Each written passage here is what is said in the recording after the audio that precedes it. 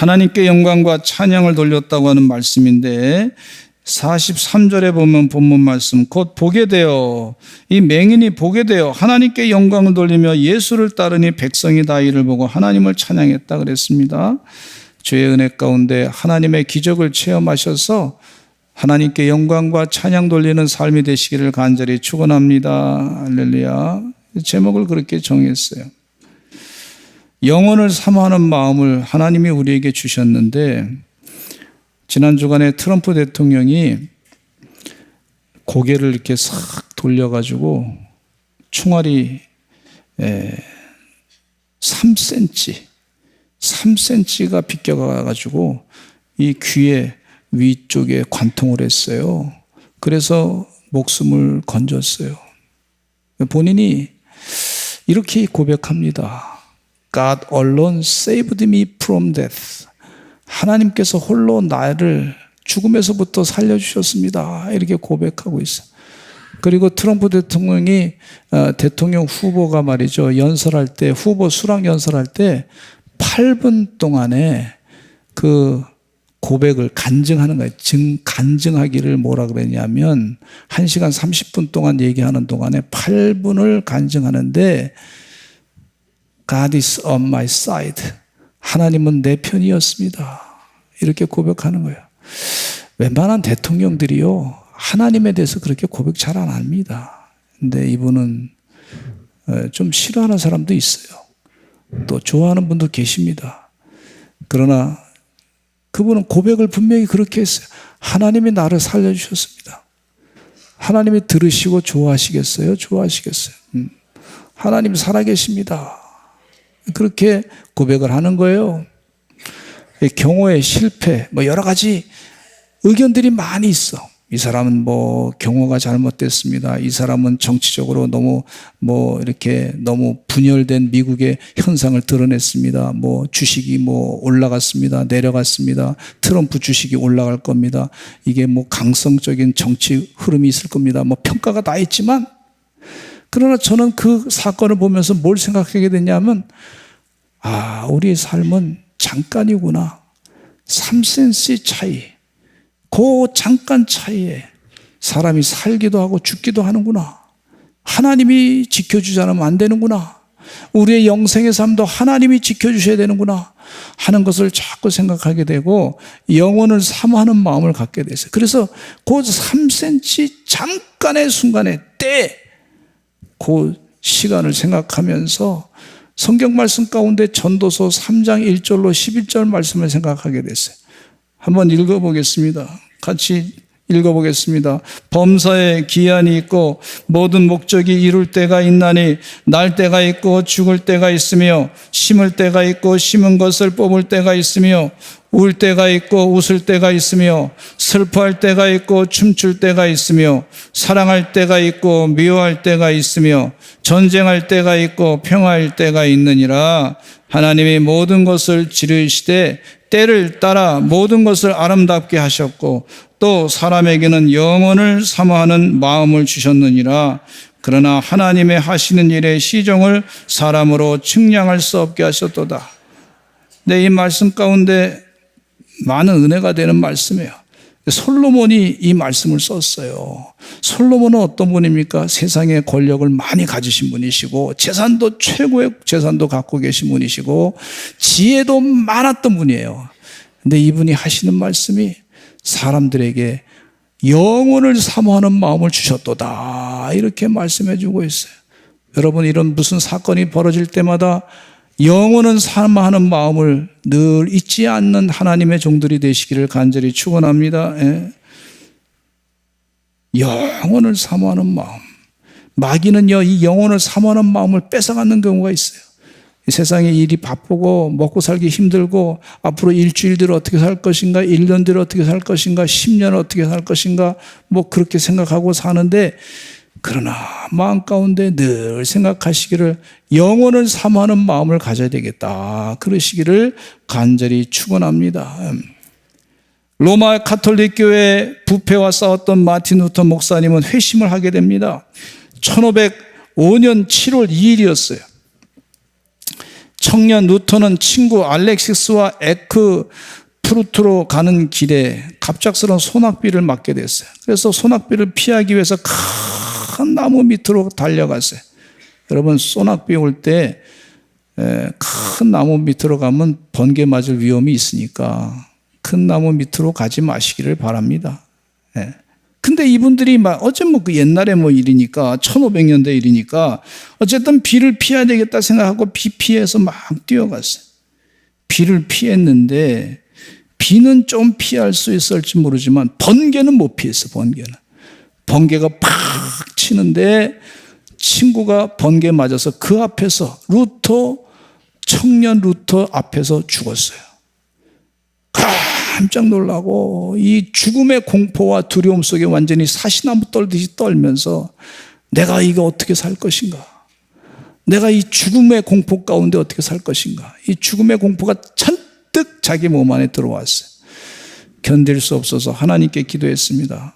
하나님, 저를 살려주시면 제가 수도사가 되겠습니다. 그리고 하나님의 뜻대로 살겠습니다. 그렇게 고백을 하고 결단하고서 1505년 7월 17일 수도원에 들어갔습니다. 경건훈련으로 하루에 7번씩 기도하고 절제, 금욕 등의 고행을 진지하게 수행했습니다. 영혼을 사모하는 마음을 갖기 시작했어요.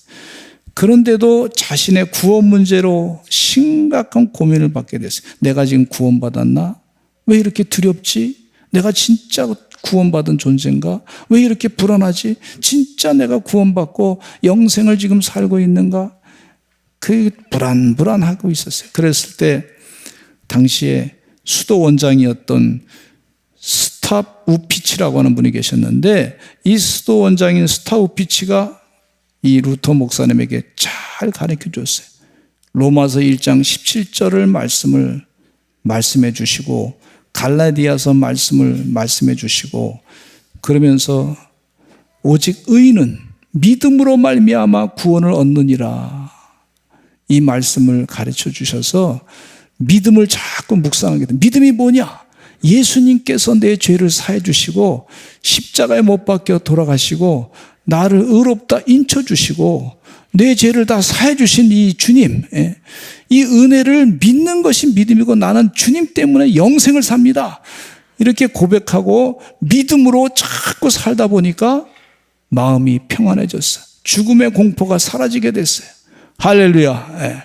우리 주의 종들, 우리 서산제일감리교 성도들도 영생을 사모하면서 믿음으로 구원을 얻는 거구나. 로마 가톨릭 교회는요, 행위를 강조했어. 헌금 많이 내라고 강요했어. 헌금 많이 낸 사람은 구원받습니다. 이랬어요. 그래서 구원받는 이 표까지 만들어가지고, 종이까지 만들어가지고, 이 구원 증서, 그걸 돈 주고 팔았어. 그리고 그냥 성전 짓는다고 헌금하고, 그 다음에 성전 동전 소리가 크게, 이 헌금하면 동전 소리가 크게 들리면, 그러면 조상들까지도 구원 온다고 거짓말을 했어요. 근데 그러니까 사람들이 다 마음에 우울해. 부자가 그렇게 있나요, 세상에? 돈 많은 부자가 아무리 많아도 그렇게 막 큰 부자가 있나요? 그러니까 이 예수를 믿어도 마음이 늘 불안한 거예요. 내가 진짜 구원받나? 잘못된 교리를 가르쳐 줘가지고 복음인데 복음을 잘못되게 가르치다 보니까 그렇게 늘 불안한 거예요. 근데 루터 목사님이 오직 의인은 믿음으로 말미암아 산다. 이 말씀에 자유함을 얻게 됐어요. 평안함을 얻게 됐어요. 큰 은혜를 받고 이 가톨릭과 큰 영적인 전쟁을 치르게 됐던 걸 볼 수가 있습니다. 주의 은혜 가운데 영생을 사모하시기를 간절히 축원합니다. 이 극적인 사건을 통해 가지고 인생의 육신은 짧구나. 잠깐이구나. 하나님이 보호해야 내가 사는구나. 알고서 영생을 사모하는 길로 들어서게 된 줄로 믿습니다. 또 그것뿐만 아니라 감리교 창시자인 존 웨슬레 목사님은 어린 시절에 아주 가난했어요. 아버지 사무엘 웨슬레 목사님은 빚 때문에 3개월 동안 감옥에 들어갔습니다. 버킹함 공작이 125파운드를 대신 지불해 주어서 석방이 됐어요. 아주 큰 비용을 들여서 석방을 받게 됐습니다. 그런데 에베스의 난폭한 주민들은요, 아버지 사무엘 목사님의 농작물에 불을 질러버렸어요. 또 젖소를 찔러 죽이기까지 했어요. 이 참 사람들이, 난폭한 사람들이 목사간에 불을 질렀다 하는 그런 소문이 있습니다. 원인은 모르지만 그러나 목사간에 불을 질러가지고 이조 네셀레 목사님이 6살 때 목사간에 막 불탔어요. 불을 타가지고 자기가 2층에서 불타는데 죽을지도 모르는 상황 가운데 건집을 받아서 6살 때 다 판단한 거죠. 그러면서 이조 네셀레 목사님이 뭐라고 다니면서 고백했냐면 이런 고백을 했습니다. 설교 시간마다 스가랴 3장 2절을 인용해가지고 나는 불꽃에서 타다 남은 장작입니다. 나무 조각입니다. 하나님이 내 생명을 건져주셨습니다. 그리고 늘 마음 가운데 영생에 대한 마음을 품고 살았던 걸 볼 수가 있어요. 저는 우리 서산제일감리교 성도들이 마음 가운데 무슨 일을 하든지 무슨 일을 당하든지 영생을 마음에 품고 사시기를 간절히 축원합니다. 예. 광림교회 김선도 목사님은 제가 6년 동안이나 부목사로 그 광림교회에서 일했는데 참 인자하게 생기신 목사님이시죠. 이 목사님은 목회하기 전에 의대생으로 공부했습니다. 이북에서 선천에서 또 이북이 고향이신데 이 목회하는 동안에 6.25 전쟁이 터졌어요. 근데 6.25 전쟁 당시에 군의관으로 일하는 동안에 수많은 사람들이 전쟁의 포화 속에서 죽어가는 걸 봤습니다. 한 번은 밥통을 들고 가는 군인이 말이죠. 그 밥통을 들고 가다가 포탄을 맞아서 그 자리에서 죽었어요. 직사했어요. 그리고 그냥 피가 흥건히 쏟아진 그 흙 위에 파풀떼기 몇 개 있고 또 거기에 남아있는 것 가운데 콩나물 대가리가 있고 두부 조각이 있고 무 조각이 흩어진 사람이 죽는 그 순간에 그 자리에서 그걸 보면서 인생이 충격을 받아가지고 인생이 뭐냐, 이렇게 살다가 포탄 맞아 죽는 거냐 하면서 자신의 실존에 대해서 생각을 하다가 깊이 묵상하다가 하나님께 기도했어요. 하나님, 저를 여기서 버리지 말아 주시옵소서. 이 전쟁에서 생명을 살려주시면 저는 당신의 뜻을 따라 영혼을 구원하는 당신의 종으로 살겠습니다. 그렇게 고백하고 신학교에 가서 목회자가 돼가지고 영혼을 구원한 일에 큰 일을 감당하셨던 것을 볼 수가 있습니다. 영혼을 사모하는 마음, 그것은 하나님을 찬양하고 영광 돌리는 마음인 줄로 믿습니다. 이돈 장로님은요, 세계무역센터 총재와 세계무역은행 총재로 일했습니다. 이분의 간증은 많은 사람들이, 우리 성도들이 들었어요. 이 장로님은 2001년도 세계무역센터의 테러의 생존자인데 그날 아침에 회의가 그곳에서 이 세계무역센터에서 있었어요. 무역센터로 가는 도중에 건강하신 분인데 갑자기 배가 아픈 거예요. 배가 너무 아픈 거예요. 그래서 하나님의 뜻대로 살려고 애쓰던 이 장로님이신데 청년 때 말이죠. 아버지가 이제 영국 유학 간다 그러니까 아버지가 비행장에 오셔가지고 편도로 비행기 타고서 이제 가는데 비행장 오셔가지고 종이를 하나 봉투에 이렇게 넣어서 주더래요. 봉투에 넣어서 뭐 봉투를 하나 주더래. 그러면서 아버지가 하시는 말씀이 반드시 이거는 중간에 열어보지 말고 영국에 도착하면 열어보라 그랬다는 거예요. 그래서 자기 생각에는 돈이 크게 들은 걸 줄 알고 생각해요. 아버지가 어디다가 돈 모았다가 나한테 주나 보다 이렇게 생각을 했다는 거예요. 근데 공항에 내려서 그 봉투를 열어봤는데 돈은 한 푼도 없고 뭐가 써 있냐면 하나님이 너와 함께 하신다, 그런 글만 써 있는 거예요. 그래서 참 좀 실망했잖아요. 그러나 하나님이 함께 하신다 믿음을 가지고 그 사는 동안에 이 영국의 학교에 장학금을 받게 되고 하나님 기적과 같이 장학금 받게 되고 뭐 그 장학금도 그냥 받은 게 아니라 뭐 공원에서 막 지나가고 있는데 그 영국 사람이 전도를 하고 있더래. 전도하는데 그분이 누구냐면 중국 사람들을 전도하기 위한 미션 센터에 일하시는 분이래. 그래서 장학금을 받기 위해서는 주소가 있어야 되는데 그 주소를 그 주소에다가 해가지고 그분 만나가지고 나 중국말 못하는데 어떡하냐 했더니 괜찮다고 얼굴이 동양 사람 같이 생기면 된다고 해가지고 그래서 거기 일하게 돼서 장학금 받고 공부를 했는데 이분이 그날 이 무역센터가 폭격 맞는 날 배가 아픈 거예요. 갑자기 배가 아픈 거예요. 아니 이게 뭔가 너무너무 아파가지고 그래도 갈라 그랬는데 너무 아파서 이제 다 취소해버렸어. 그랬더니 회의장에 많은 분들이 와서 그 시간이 바쁜 사람들 다 굉장히 이 나라의 중요한 일꾼들이 다 각 나라의 사람이 왔는데 취소해버렸어. 그리고 나서 그 다음에 그 잠깐 뒤에 이 비행기가 부딪혀서 이 무역센터가 무너지게 됐는데 하나님이 살려주셨다는 거예요. 돌아가신 분 참 안타깝지만은 하나님이 자기를 살려줘서 다시 한번 인생을 살게 했다. 영생의 의미가 무엇인가? 우리가 잠깐 살다가 가는 건데 영생의 삶을 사는 것이 옳은 것이다 하는 믿음을 다시 가지고 열심을 다해서 주의 일을 감당했던 것을 볼 수가 있어요. 우리가 사람의 힘으로 살아가는 것 같지만 아닙니다. 하루하루 살아가는 게 하나님의 은혜로 살아가는 줄로 믿습니다. 하나님의 은혜로 살아가요. 영생의 시간을 마음에 영원한 것을 품고 살아가는 믿음의 사람들은 순간순간마다 하나님의 은혜로 살아간다. 하나님의 은혜 아니면 살아갈 수 없다. 이 사실을 늘 고백하며 사시는 하나님의 은혜의 종들 되시기를 간절히 축원합니다. 여러분 하나님의 은혜로 매 순간 살아간다고 하는 믿음을 가질 때 그 사람은 영혼이 잘 되는 거예요. 영혼이 잘 된 같이 범사가 잘 되고 강건하고 형통한다고 하셨어요.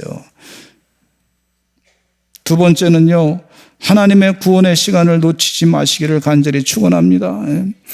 이런 트럼프 대통령과 같이 그런 큰 사건이 터졌을 때 어떤 사람은 아이고 저 사람 재수가 좋았네 말이지, 운이 좋았네 뭐 이렇게 얘기할 수 있어요. 아유 저 사람 뭐 그동안 내가 불편하게 생각했는데 좀 갔으면 좋았을 걸 뭐 그렇게 뭐 그렇게 생각하는 사람은 저기 서울에 좀 있을 것 같아요. 그런데 그럴 때마다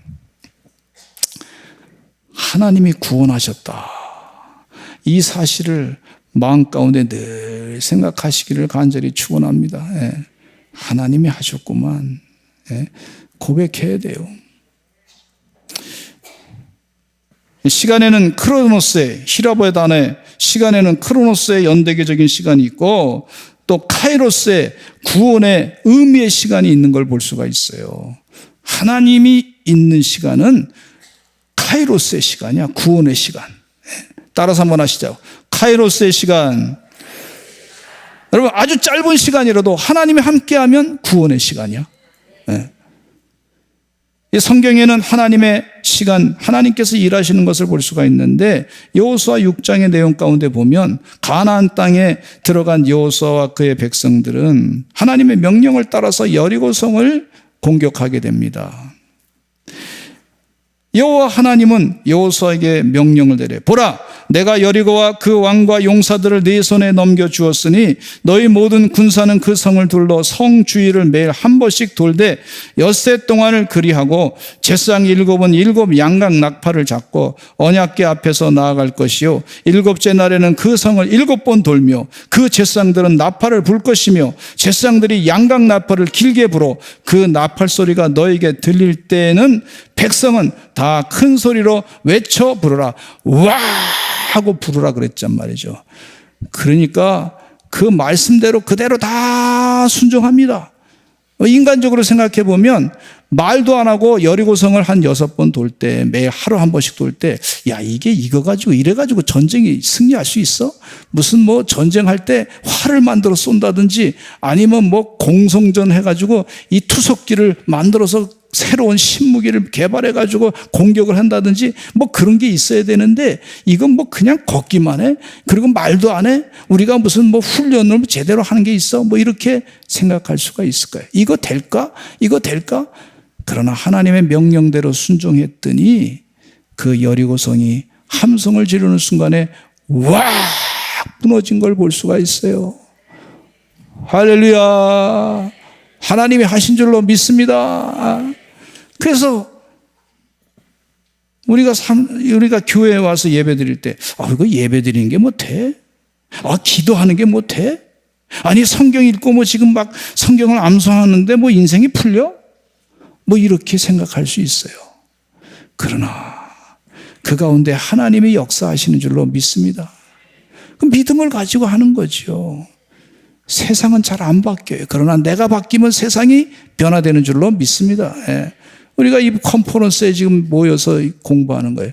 이 세계하고 영적 전쟁을 하는 거예요, 이게요. 오늘 아침에 하나님 은혜를 주시는데 우리는 지금 세계하고 영적인 세계관 전쟁을 하는 거예요. 사도 바울이 사망 권세와 영적인 전쟁을 선포했듯이 우리 믿는 사람들도 마찬가지로 영적인 전쟁 이왕 싸울 거면 큰 전쟁에 주님과 함께 동참해서 승리의 큰 기쁨을 누려야 될 줄로 믿습니다. 예. 이런 믿음을 가지고 우리가 참여하는 거예요. 예수님이 마을에 지나갈 때 그 기회를 놓치지 않고 간절히 매달리는 맹인의 모습이 있었습니다. 누가복음 18장의 내용인데 여리고에 가까이 가셨을 때 한 맹인이 길가에 앉아 구걸하다가 무리가 지나감을 들었어요. 막 사람들이 막 왔다 갔다 하니까 그러니까 사람들이 지나갈 때 도대체 무슨 일입니까? 하고 물었단 말이에요. 그러니까 나사렛 예수가 지금 지나간다. 그러니까 이 맹인이 말이죠. 기회가 내 평생에 한 번 있을까 말까 한 기회다. 그렇게 생각하고 눈은 멀었지만 입은 있잖아요. 입은 있잖아요. 들리는 귀는 있고 입은 있잖아요. 들리는 귀가 있고 그러니까 간절하게 그 기회를 놓치지 않고 예수님께 외쳤습니다. 누가복음 18장 38절 읽어보겠습니다. 시작. 맹인이 외쳐 이르되 다윗의 자손 예수여 나를 불쌍히 여기소서. 나를 불쌍히 여기소서. 지금 내가 눈이 멀어서 외로웠습니다. 힘들었습니다. 고통스러웠습니다. 내가 마음대로 어디 다니지 못합니다. 내가 거린으로 구걸해서 삽니다. 나를 불쌍히 여겨 주시옵소서. 저 기도할 때도 저 가끔 하나님 나를 불쌍히 여겨 주세요. 주님 나를 긍휼히 여겨 주세요. 내가 이런 일이 있는데 내가 이건 말은 못합니다. 내가 이건 말을 하면 참 더 심각한 문제가 생길 수 있어요. 그러나 주님이 해결해 주셔야 될 줄로 믿습니다. 불쌍히 여겨 주세요. 어떤 땐 저희 아내한테도 말을 못할 때가 있어. 무서워서. 근데 불쌍히 여겨달라고 기도하면 주님께서 불쌍히 여겨주시더라고. 해결해 주시는 줄로 믿습니다. 이 순간, 주님이 지나가는 그 순간, 근데 좀 힘들고 어려운 순간에 그 순간에 주님이 더 역사하는 것 같아. 주님이 더 강력하게 내가 너를 사랑한다고 하는 사랑의 사인인 것 같아. 그럴 경우가 많이 있어요. 하나님의 구원의 시간을 더 체험하는 그 시간으로 여겨지더라고요. 우리 사랑하는 성도님들도 그런 체험이 많이 있는 줄로 믿습니다. 삭개오는 예수님이 지나가실 때 키가 작았던 사람입니다. 유대인들이 무시했습니다. 로마의 앞잡이라고 여겼어요. 그랬던 사람이 예수님이 지나간다는 얘기를 듣고 예수님 보고 싶어서 뽕남이 올라갔어. 여러분 교회에 와서 예배 드릴 때 예수님 만나기 위해 오신 줄로 믿습니다. 이 자리에 앉아가지고 이 뽕나무에 올라가서 예수님만 보기만 해도 내 문제가 해결될 것 같다. 이런 마음을 가지고 올라갔어요. 그랬더니 은혜 가운데 그 문제가 해결될 뿐만 아니라 예수님께서 지나가다가 삭개오야 내려오라 그러면서 삭개오의 집에 머물겠다 하고 예수님께서 그를 구원해 줬던 걸 볼 수가 있습니다. 구원의 시간. 그동안 세상적인 시간으로 살았어요. 그런데 이제 구원의 시간으로 주님 만나 영생의 삶을 살게 된 줄로 믿습니다. 사도 바울과 실라는 귀신 들린 점치는 여인을 귀신에게서부터 자유케 했어요. 억울하게 감옥에 들어가게 됐습니다. 그러나 열심을 다해서 밤새도록 기도했습니다. 찬양하고 기도했더니 하나님께서 역사하셔서 그 시간에 지진이 일어나게 되고, 그 지역에 이 사도 바울이 사역하던 지역에는 지진이 많이 일어나거든요. 근데 그 시간에 꼭 그 시간에 지진이 일어나가지고 이 빌립보 감옥에서부터 그가 빌립보 감옥이 열리게 되고 간수가 달려와서 내가 어떻게 하면 구원받겠습니까? 물었을 때 그를 전도해서 구원시켰던 걸 볼 수가 있습니다. 하나님의 구원의 시간의 역사인 줄로 믿습니다. 하나님이, 저는 이 트럼프 대통령의 그 사건을 보면서 하나님 뭔가 일하고 계시는구나 하는 걸 자꾸 느껴요. 우리 사랑하는 성도님이 여기 와서 예배 드릴 때 보면은요, 하나님이 일하시는구나 하는 걸 느껴요. 마지막으로 하나님의 구원의 시간을 위해서 기도하시기를 간절히 축원합니다. 세계 2차 대전 당시 연합군이 노르망디 상륙작전을 앞두고 있었습니다. 작전 개시 전날 예상치 못한 난관이 발생했습니다. 폭우와 짙은 안개가 낄 것이라고 하는 기상 예보로 작전 수행이 어려워져서, 이게 큰 심각한 문제입니다. 이게 전쟁할 때. 이 소식을 접했던 미국의 루즈벨트 대통령, 영국의 처칠 수상, 아이젠하워 같은 이 사령관, 이 사람들이 모여가지고 작전을 수행할 수 있도록 해달라고 하나님께 간절히 기도했어요. 하나님, 작전 수행 잘하게 해주세요. 많은 군인들이 죽을 수 있습니다. 큰 피해 안 나고 이 전쟁을 빨리 끝내게 해주세요. 그렇게 기도했어요. 특별히 루즈벨트 대통령은요, 17시간 동안이나 밥 먹지 아니하고 계속해서 기도실에서 기도했어요. 집무실에도 기도했어요. 하나님 도와주세요. 하나님 역사해 주세요. 그랬더니 폭우가 그치고 안개가 거쳤고 연합군은 작전대로 대승을 이루게 되었습니다. 간절한 마음이 하나님께서 들어주신 줄로 믿습니다. 저는 우리 교회 성전 질 때 간증이 많습니다. 2006년도 겨울 성전을 짓는데 2007년도 2월 달에 김성현 목사님 모시고 부흥회를 하기로 했어요. 약속 다 잡아놨어. 근데 이게 뭐가 지지부진하게 안 되는 거야. 그래서 날씨까지 문제가 되면 안 되니까 하나님 날씨를 지켜주시옵소서. 날씨를 지켜주시옵소서. 하나님 공사 그때까지 마치게 해주시옵소서. 기도했습니다. 그랬더니 하나님께서, 이야, 이게 영화 제목 같아. 그의 겨울은 따뜻했네. 이야, 그의 겨울은 진짜 따뜻했어. 예? 이야, 그거 보면서 이거 하나님이 하신 거다 말이지. 몰라, 다른 분들은 어떻게 생각할지 몰라. 나는 하나님의 은혜 가운데 이 성전을 빨리 져야 되니까 하나님 그의 겨울은 따뜻했네, 영화 제목. 얼마나 감동적인지 몰랐어요. 그리고 성전, 그러면서 공사하시는 분이 따뜻해가지고 일하기가 쉽다고. 안 그러면 불을 떼가지고 말이죠, 이 말려야 된다고, 시멘트 같은 거. 근데 하나님이 다 따뜻하게 해가지고 지장 없습니다 그러시더라고. 이게 하나님이 하신 거예요. 기도하니까 되더라고요. 요한복음 5장 24절로 25절 읽어보겠습니다. 시작. 내가 진실로 너에게 이르노니 내 말을 듣고 또 나 보내신 이를 믿는 자는 영생을 얻었고 심판에 이르지 아니하나니 사망에서 생명으로 옮겼느니라. 진실로 너에게 이르노니 죽은 자들이 하나님의 아들의 음성을 들을 때가 오나니 곧 이때라. 듣는 자는 살아나니라. 죽은 자들이 하나님의 음성을 듣는 때가 오나니 곧 이때라. 이때 듣는 자는 살아나리라. 여러분, 하나님의 음성을 듣는 사람은 살아난다 그랬어요. 영생을 얻는 자라 그랬습니다. 무슨 일이 있든지 예수 믿는 사람은 하나님의 은혜로 살았습니다. 고백하시기를 간절히 축원합니다. 이거 하나님이 나를 살려주셨습니다. 좋은 일이 있을수록 더 그렇게 간증하시기를 바랍니다. 제가 오늘 설교 가운데 좀 극적인 내용을 많이 얘기해서 드라마틱한 얘기를 많이 했어요. 그러나 사실은 하루하루 사는 게 평범한 것 같아도 그게 다 기적입니다. 기적. 평범한 것 같아도 그게 다 기적이야. 기적. 하나님의 은혜로 사는 기적이야. 영생의 기적이야. 이 기적 가운데 영혼을 사모하면서 사시는 주의 종들 되시기를 간절히 축원합니다. 우리 다 같이 주여 한번 외치고 통성으로 기도하겠습니다.